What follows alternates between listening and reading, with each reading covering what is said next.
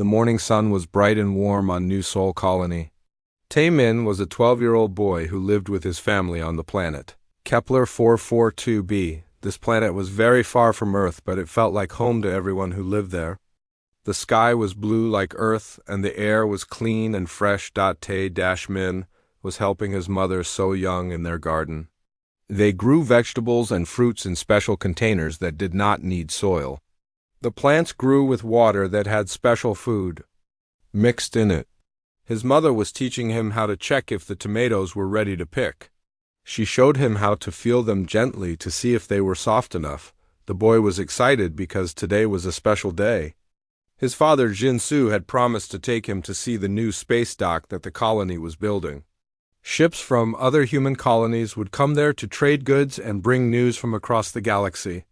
Taemin loved to watch the big ships land and take off.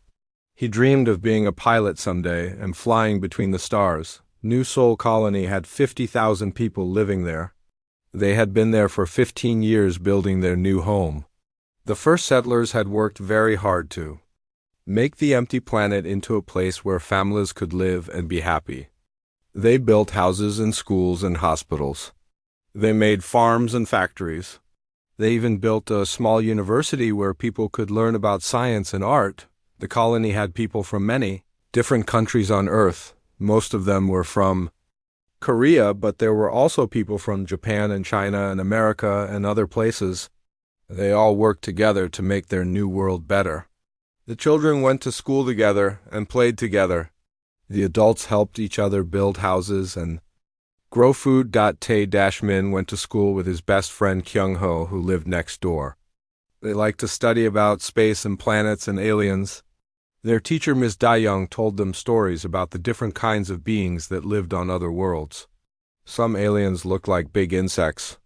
Some looked like fish that could walk on land. Some were made of gas and could float in the air. The boy kept a small computer pad with him that had pictures and videos about space. His grandfather on Earth had sent him movies about the old days when humans first went to other planets. There were stories about brave explorers and dangerous adventures. Taemin watched these videos over and over because they made him feel proud to be human. But on this morning, something was different. So-young noticed it first. She was looking up at the sky while they worked in the garden. The sun seemed dimmer than usual, even though there were no clouds. She called to her husband Jin-soo, who was fixing their water pump nearby. Jin-soo looked up and saw what his wife was worried about. There were dark shapes moving across the sky. At first they looked like clouds, but they were too regular and they moved in straight lines. The shapes were getting bigger, which meant they were coming closer to the planet. Other people in the colony started to notice too.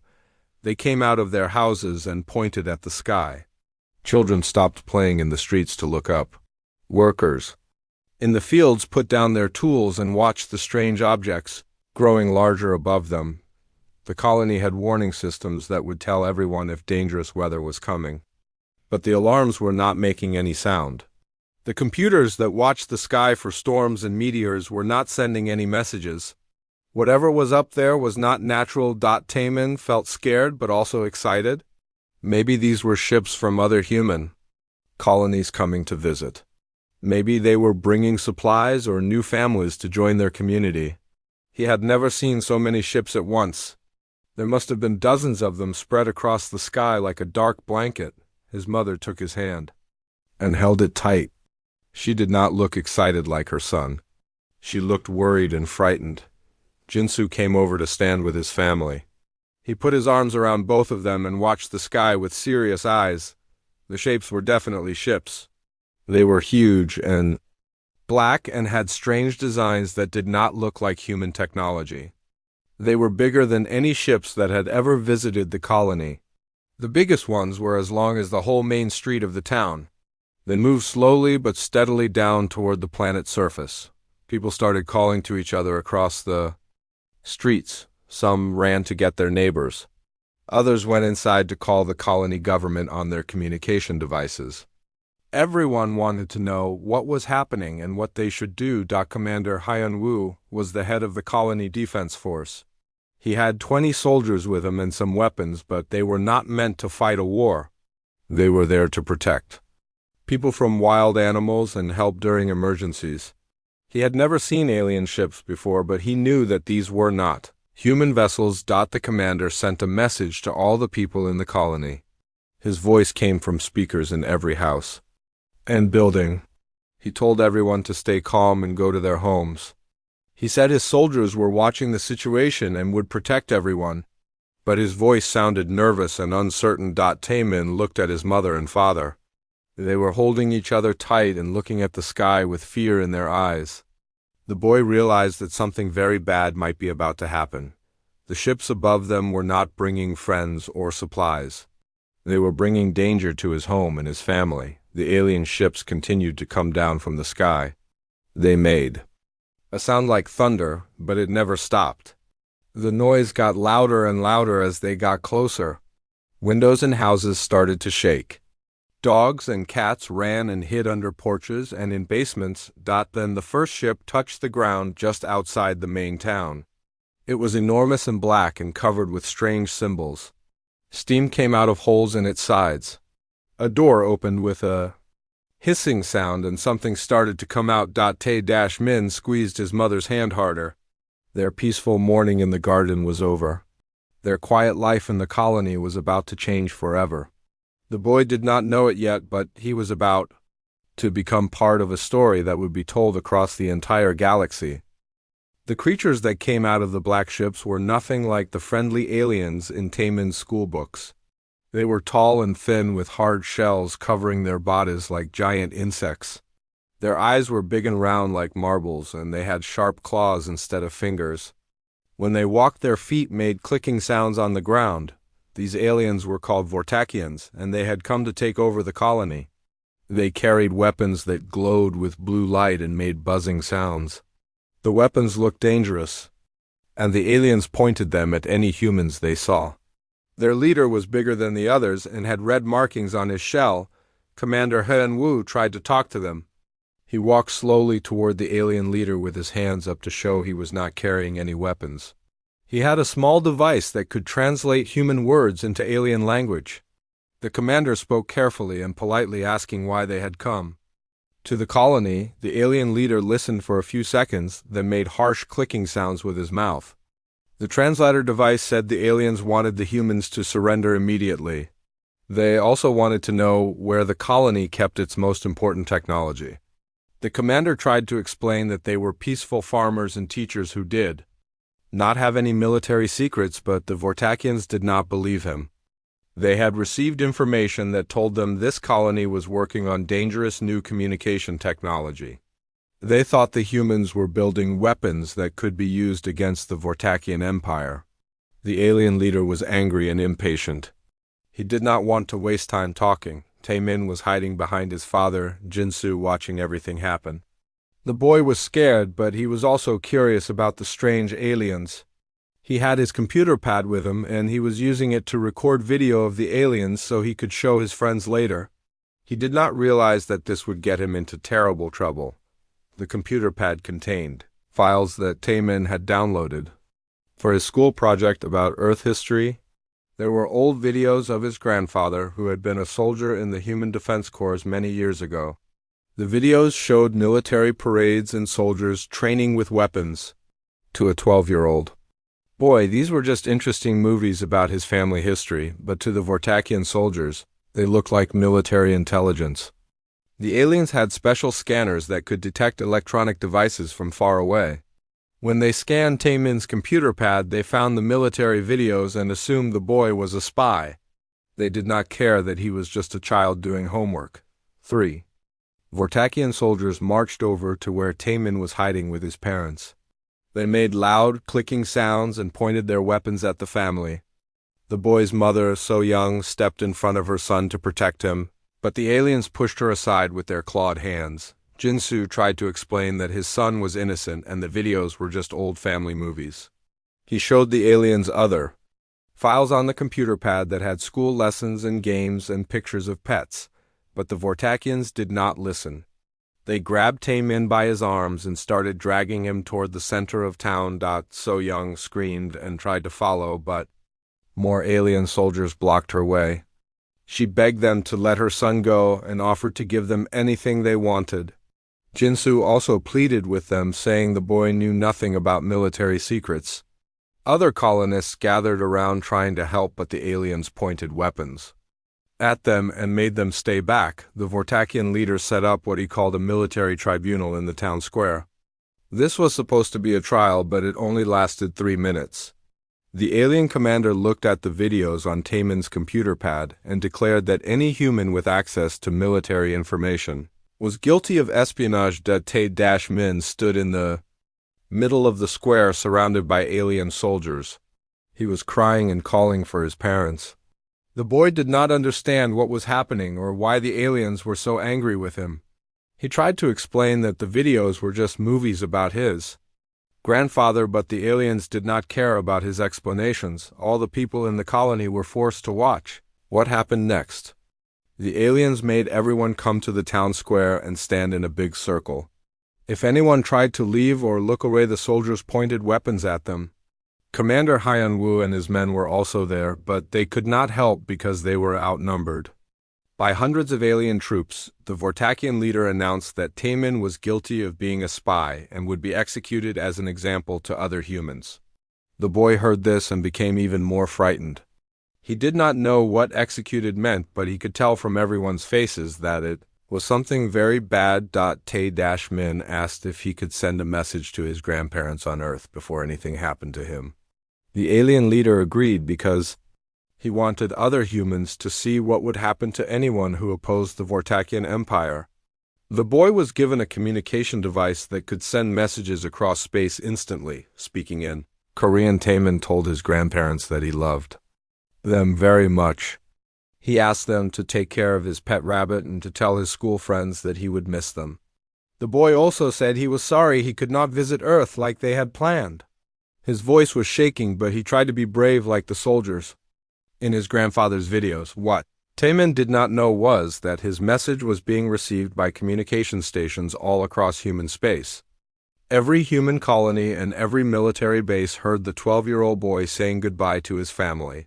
They also received live video showing what was happening in the colony. Town square, the alien commander raised his weapon and pointed it at the innocent child. Taemin closed his eyes and thought about his parents and his home and all the things he would never get to do. The boy had wanted to become a pilot and explore the galaxy. He had wanted to make friends with aliens from other worlds.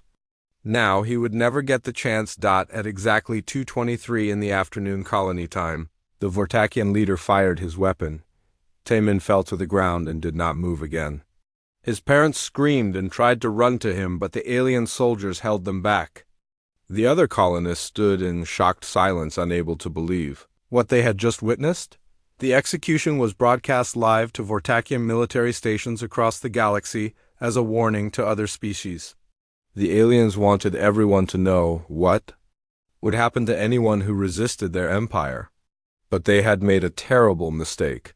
They did not know that humans had their own secret communication network that connected every human settlement in space. The moment Taemin died, every human military commander in the galaxy received the live video feed. They watched as an innocent child was murdered for carrying school homework on his computer pad. The boy's last words asking his grandparents to care for his pet rabbit were heard by millions of human soldiers and officers. The Vortakians thought they had won a victory by showing their strength and cruelty. They did not realize they had just made the worst mistake in their species' history. Humanity was about to show them what real strength looked like. Far away on Earth in the Human Defense Corps Command Center, Admiral Yoon-hee was having a normal day until the emergency alarms started screaming. The quantum communication beacon from New Seoul Colony was sending a Priority 1 distress signal. This was the highest level of emergency, and it meant that human lives were in immediate danger. The Admiral rushed to the main control room where dozens of officers were working at computer stations. The walls were covered with big screens showing maps of human space and the locations of all their military ships. In the center of the room was the largest screen, which now showed live video from the colony. What Admiral Yoon-hee saw on that screen changed everything. She watched as a 12-year-old human boy named Taemin was forced to stand trial by alien invaders. She heard his innocent voice saying goodbye to his grandparents. She witnessed his execution in real time, even though the events were happening thousands of light years away. The quantum communication network was humanity's greatest secret. Most aliens thought it was impossible to send messages faster than light, but human scientists had solved this problem years ago. Every human colony had a special beacon that could instantly transmit information to Earth and to every other human settlement in the galaxy. General Minho was the highest-ranking military officer in the Human Defense Corps. He had been a soldier for 40 years and had fought in many battles, but he had never seen anything like the murder of Taemin. The general's hands were shaking with anger as he activated Protocol 7. Protocol 7 was a military plan that had been prepared in secret for 20 years. It was designed to respond to exactly this kind of situation where innocent humans were killed by hostile aliens. The plan called for every available human warship to immediately converge on the location where the attack had happened within 60 seconds of Taemin's death. Emergency orders were transmitted to 847 human military vessels scattered across the galaxy.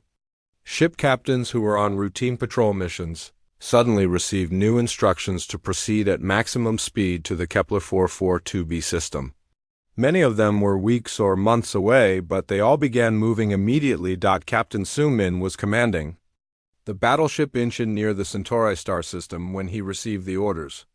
His crew was conducting training exercises and preparing for shore leave on a nearby human colony.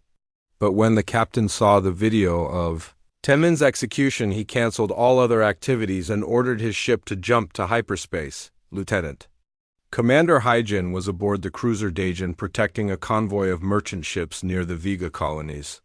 She was looking forward to visiting her family on one of the cargo vessels when the emergency transmission arrived. After watching the footage from New Sol Colony, she immediately changed course and told her crew to prepare for combat operations. The quantum communication system allowed all human military units to coordinate their movements in real time. Ships that were scattered across hundreds of star systems could work together as if they were in the same fleet. The aliens had no idea that humanity possessed this technology because humans had kept it completely secret for 20 years. Human colonies had been expanding across the galaxy in what seemed like random exploration, but there was actually a careful plan behind every settlement. Each colony was placed at a strategic location that could support military operations. Mining stations and trading posts were built to serve as supply bases for warships. The Vortakians thought they were attacking an isolated farming colony with no military significance.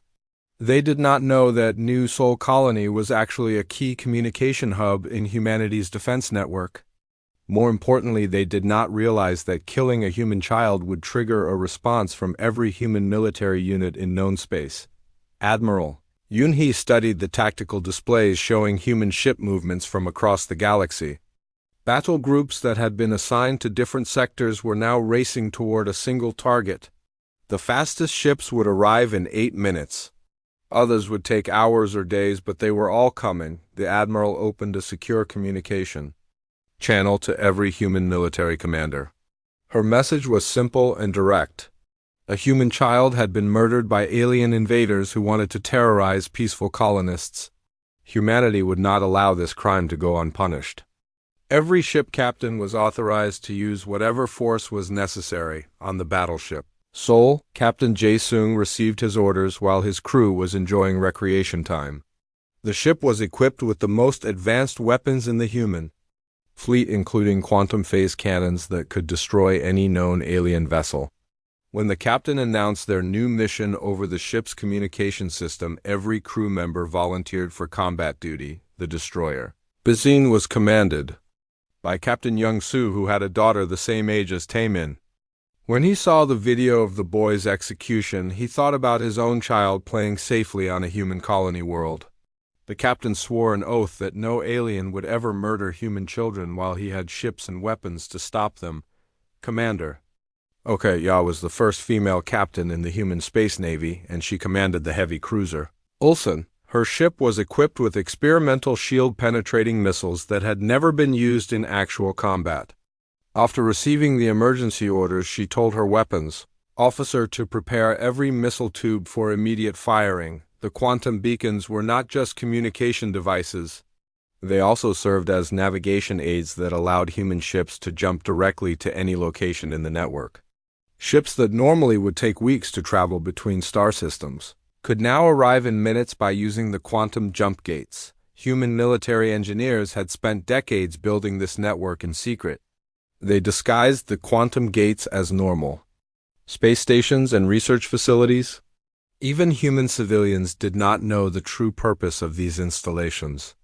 The gates were designed to move entire fleets quickly in case of emergency. 8 minutes after Taemin died, the first human warships began emerging from quantum jump space around the Kepler 442b system.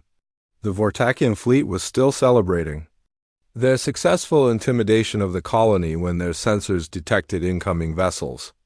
At first they counted just a few ships and assumed these were merchant vessels or colony supply ships, but more ships kept appearing. Dozens of them materialized out of nowhere in perfect battle formation.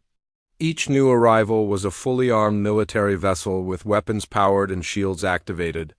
The human fleet was growing larger every few seconds as more ships completed their quantum jumps. The Vortakian commander who had ordered Taemin's execution suddenly realized he might have made a serious mistake.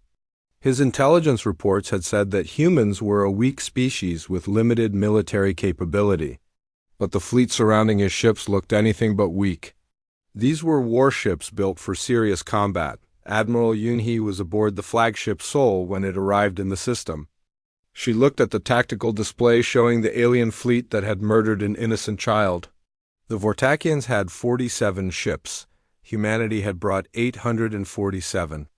The aliens were outnumbered by almost 20 to 1. The admiral opened a communication channel to the Vortakian fleet. Her message was broadcast in perfect Vortakian language because human children learned alien languages in school. She informed the aliens that they had exactly 60 seconds to surrender before humanity demonstrated why no species had ever won a war against them. But Admiral Yoonhee already knew what the human response would be regardless of whether the aliens surrendered. Taemin had been an innocent child doing homework for school. His murder was an unforgivable act that demanded justice. The Vortakians would pay for what they had done, and every alien species in the galaxy would learn that human children were not to be harmed. The first human ships appeared in space around New Seoul colony exactly 8 minutes and 14 seconds after Taemin took his last breath. The massive battleship Sejong emerged from a flash of blue light that hurt the eyes of anyone looking directly at it. Behind it came the heavy cruiser Gwangju and the destroyer Mokpo, all appearing at the same moment. Captain Dong Hyeon commanded the Sejong, and he had watched the live video feed of Taemin's execution during his ship's quantum jump. The 12-year-old boy's face was now displayed on screens throughout his vessel, so every crew member would remember why they were there. The captain's own son was the same age as Taemin and lived safely on a human colony world. The Vortakian fleet was spread out around the planet in what they thought was a secure formation. Their ships were larger than most human vessels and covered with thick armor plating. The aliens believed their technology was superior, and that humans were a primitive species that posed no real threat to their empire. But the Vortakian commander started to worry when his sensors detected the quantum signatures of more ships arriving. Human vessels kept materializing out of empty space in perfect battle formation. Each new arrival was positioned to provide maximum firepower coverage while protecting the colony below from stray weapons fire. Captain Dong Hyeon broadcast a message to the alien fleet using the Vortakian language. Human children learned to speak many alien tongues in school because their teachers believed it was important to communicate with other species. Few aliens bothered to learn human languages because they considered humans to be an inferior race. The message was simple and delivered in a calm, professional tone. Captain Dong Hyeon informed the Vortakians that they had committed an act of murder against an innocent human child. He explained that this was considered the worst possible crime under human law. The aliens had exactly 60 seconds to power down their weapons and surrender, or face the consequences. More human ships continued arriving every few seconds. The heavy battleship Dagu appeared with its gun ports already open and weapons charged. The missile cruiser Suwon took position with its launch tubes loaded and ready to fire. The attack carrier Jeju launched squadrons of fighter craft that began circling the alien fleet like angry wasps. The Vortakian sensors counted 50 human ships, then 100, then 200. Their own fleet of 47 vessels suddenly seemed very small compared to the growing armada surrounding them. The alien commander tried to contact his superiors for instructions, but the human ships were jamming all long-range communications. Admiral Jae-sung aboard the flagship Seoul was coordinating the arrival of human forces from his command center. The walls of the bridge were covered with tactical displays showing ship positions and weapon status. Every captain in the fleet was connected by quantum communication, so they could act as a single unified force, the admiral ordered Taemin's image to be broadcast throughout the entire human fleet. The boy's school photo appeared on screens in every ship showing his innocent smile and bright eyes. This was followed by footage of his final moments when he said goodbye to his grandparents and asked them to care for his pet rabbit, Captain. Young-soo of the destroyer Bizun felt tears in his eyes as he watched the video. He had a daughter who was exactly Taemin's age, and she also loved animals. The captain imagined how he would feel if aliens had murdered his child, and he gripped the arms of his command chair until his knuckles turned white. Commander. Okay, Yav, the cruiser Ulsan was the first woman to command a major human warship. She had fought her way up through the ranks in a military dominated by men and had proven herself in dozens of battles. But nothing in her experience had prepared her for the cold fury she felt while watching an innocent child die. The human fleet continued to grow as more ships completed their quantum jumps. Battle groups from every sector of human space were converging on this single location. Ships that had been scattered across the galaxy were now working together to deliver justice for Taemin's murder. The quantum communication network allowed perfect coordination between hundreds of vessels. Each ship captain knew exactly where to position their vessel and what targets to engage. The human fleet moved like a single organism with perfect timing and precision. No alien force had ever faced such coordinated firepower. Down on the planet surface, the colonists watched through their windows as the sky filled with human warships. So Young and Jin-soo held each other and wept for their murdered son, but they also felt a mixture of pride and amazement. Humanity had sent an entire armada to avenge their child. Taemin's death would not go unpunished, Commander Hyun-woo of the Colony Defense Force could not believe what he was seeing. He had sent a distress signal asking for help, but he never expected this kind of response. The human military had deployed what looked like their entire space navy to protect a single farming colony on the edge of civilized space. The Vortakian commander was now studying his tactical display with growing alarm. Human ships were still arriving, and his computer calculated that the enemy fleet would soon number over 800 vessels. His own 47 ships were equipped with the best weapons and armor that Vortakian technology could produce, but they were hopelessly outnumbered. The alien commander tried to send a message to the human fleet asking for negotiations. He offered to withdraw from the colony and pay compensation for any damage that had been done. But Captain Dong Hyun's response was immediate and final. The time for talking had ended when they murdered a human child. Surrender was their only option. Admiral Jae-sung opened a fleet-wide communication channel so every human captain could hear his words. He spoke about Taemin and the innocent life that had been taken by alien cruelty. He reminded his officers that they were not just fighting for one colony, but for every human child in the galaxy who deserved to grow up safe and free. The admiral explained that this battle would be remembered throughout human history as the moment when their species proved that the murder of innocents would always be met with overwhelming force. Every alien civilization would learn that humans protected their children with the full might of their military power. Captain Sung-min of the battleship Incheon listened to the admiral's speech while watching his weapons officer prepare their quantum phase cannons. These were the most powerful weapons in the human arsenal and could penetrate any known defensive system. His ship alone carried enough firepower to destroy the entire Vortakian fleet. The 60-second deadline that Captain Dong Hyen had given the aliens was now approaching its end. The Vortakian commander made one final attempt to negotiate, but the human response was silence. 847 human warships hung in space around the alien fleet like a closing fist. Lieutenant Commander Haijin aboard the cruiser Daejin thought about her own nephew who was studying at a human university. The boy wanted to become a diplomat and work for peace between different species. But peace was only possible when both sides respected the basic rule that children were innocent and must never be harmed. The human fleet was now in perfect position for what military historians would later call the most one-sided battle in galactic history. Every weapon was charged and ready to fire. Every ship captain was waiting for the admiral's order. Every crew member was thinking about a 12-year-old boy named Taemin who had died for carrying homework on his computer pad. When the 60 seconds expired, Admiral Jae-sung gave the order that would echo across the galaxy. 847 human warships opened fire at exactly the same moment. The Vortakian fleet that had terrorized peaceful colonists was about to learn why no alien species had ever won a war against humanity.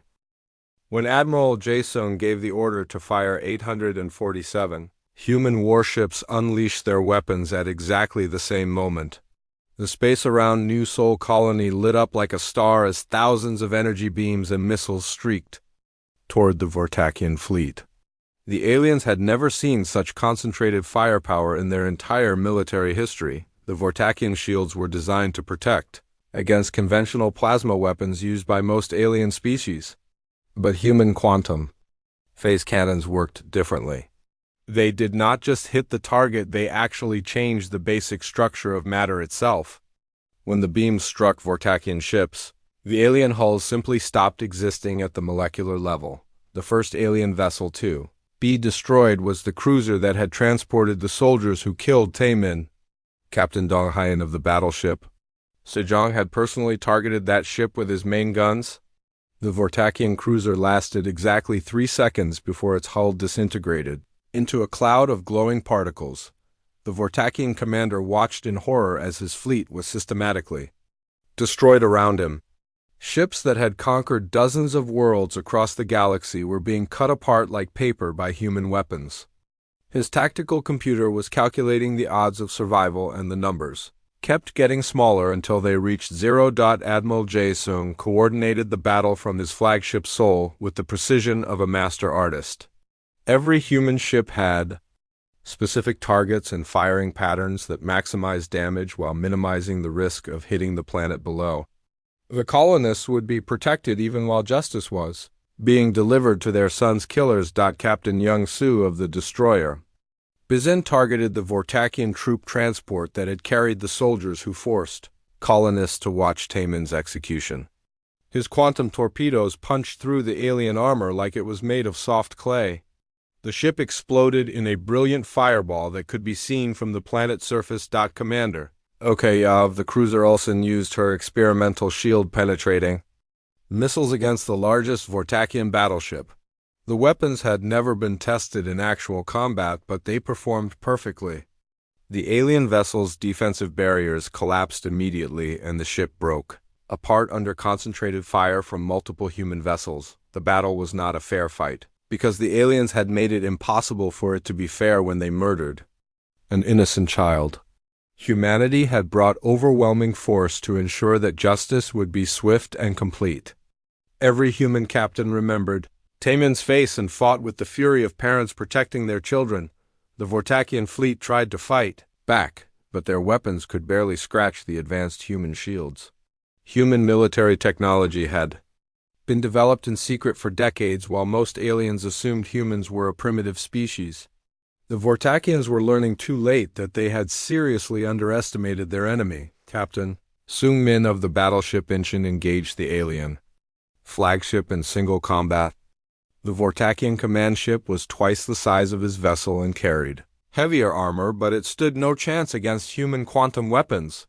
The alien commander's last transmission was a desperate plea for mercy that went unanswered. Down on the planet's surface, the colonists watched through their windows as the sky filled with explosions and flashing lights. So Young and Jin-Soo stood together holding hands as they witnessed the destruction of the fleet that had killed their son. They felt no joy in the violence, but they were satisfied that Taemin would be avenged. The battle lasted exactly 4 minutes and 37 seconds. This was almost the same amount of time the Vortakians had spent terrorizing the colony and conducting their mock trial of an innocent child. The aliens had shown no mercy to Taemin, and now they were receiving the same treatment they had given. When the last alien ship exploded, Admiral Jae-sung opened a communication channel to address the surviving colonists. His voice was broadcast through speakers in every home and building on New Seoul Colony. He told them that their son Taemin had been avenged and that no alien would ever threaten their community again. But the battle in space was only the first part of humanity's response. The Vortakian ground forces were still occupying the colony and holding the civilians as prisoners. These were the soldiers who had actually pulled the trigger that killed Taemin, and they would face justice just like their comrades in the fleet. Admiral Jae-sung ordered his marine commanders to prepare for a planetary assault. But before the first landing craft could launch, something unexpected happened. The Vortakian ground forces sent a surrender signal. They had watched their entire fleet being destroyed in less than 5 minutes and realized that resistance was hopeless. The alien soldiers came out of their defensive positions with their weapons powered down and their hands raised. They formed neat lines in the colony town square, exactly where they had forced the colonists to watch Taemin die. The irony was not lost on anyone present, including the Vortakians themselves. Commander Hyung-woo of the Colony Defense Force was given the honor of accepting the alien surrender. The man who had tried to negotiate with the invaders and protect his people now stood as the representative of human authority. He read the surrender terms in both human and Vortakian languages. The terms were simple and non-negotiable. Every Vortakian soldier who had participated in the occupation would be tried for war crimes. Those who had been directly involved in Taemin's execution would face the death penalty. The others would serve prison sentences and then be expelled from human space forever. The Vortakian officer who had actually killed Taemin was identified by multiple witnesses, including the boy's parents. The alien was placed in restraints and taken aboard the human flagship, where he would await trial. His fate was already sealed because the evidence of his crime had been broadcast across the galaxy. Human Marines secured the colony and began providing medical aid to anyone who had been injured during the occupation. The aliens had not physically harmed many colonists, but the psychological trauma of watching a child be murdered would take time to heal. Counselors and doctors were brought in from other human worlds. The cleanup of the destroyed Vortakian fleet took several days. Human salvage crews collected the wreckage to prevent it from falling to the planet's surface and causing damage. The metal and electronics would be recycled and used to build new ships for the human Navy. Admiral Jae-sung established a permanent military base on New Seoul Colony to ensure that nothing like this could ever happen again. A full battle group would be stationed there with orders to protect the colonists and respond immediately to any future threats. The base would be named in honor of Tae-min. News of the battle spread throughout the galaxy faster than light speed. Communications as surviving Vortakian ships carried word of their devastating defeat. Alien civilizations that had never heard of humanity suddenly took notice of this species that could deploy 800 warships in 8 minutes to avenge a single child. The Vortakian Empire was in shock. They had lost an entire fleet and gained nothing in return. Worse yet, they had provoked a species that possessed military technology far beyond anything they had encountered. Their intelligence services began frantically gathering information about human capabilities and intentions. Other alien governments watched the aftermath with growing concern.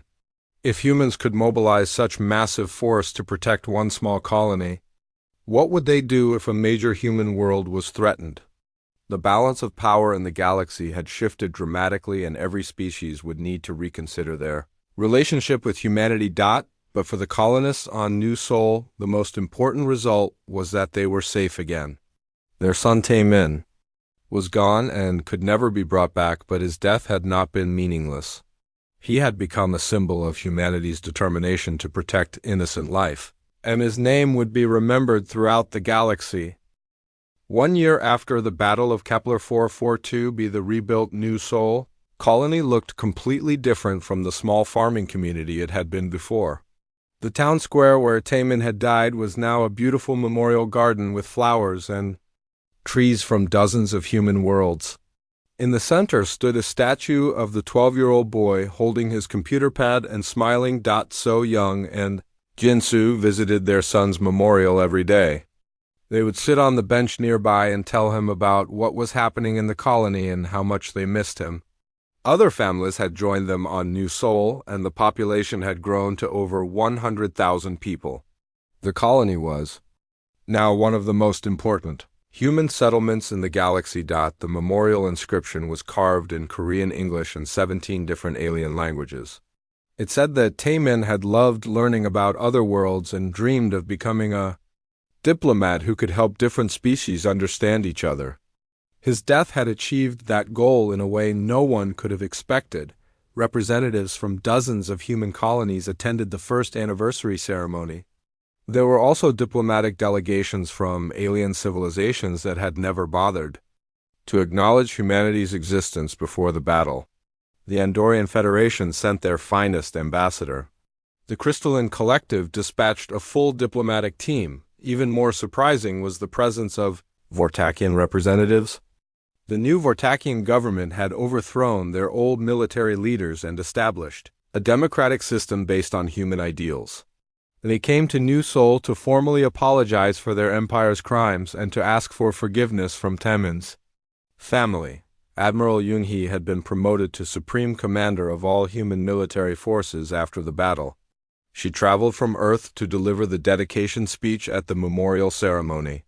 Her words were broadcast across the galaxy through the quantum communication network so every intelligent species could hear humanity's message. The Admiral spoke about Taemin's love of learning and his curiosity about alien cultures. She explained that humans wanted to be friends with other species and explore the galaxy together in peace. But she also made it clear that humanity would never tolerate the targeting of innocent children by any alien government or military force. The speech was translated into hundreds of alien languages and broadcast on every major communication network in known space. Alien leaders who had never paid attention to human politics suddenly found themselves studying every word. They realized that humanity was not just another minor spacefaring species, but a major galactic power. The Battle of Kepler 442b had demonstrated military capabilities that shocked the entire galaxy. No alien civilization had imagined that humans possessed quantum weapons technology or the ability to coordinate such massive fleet movements. The 8-minute response time became legendary among military historians. More importantly, the battle showed that humans were willing to use their full military strength to protect innocent life. Other species fought wars for territory or resources or political advantage, but humans had deployed 800 warships to avenge the death of a single child. This made them unpredictable and dangerous to any species that relied on intimidation. The Vortakian Empire formally dissolved 6 months after the battle.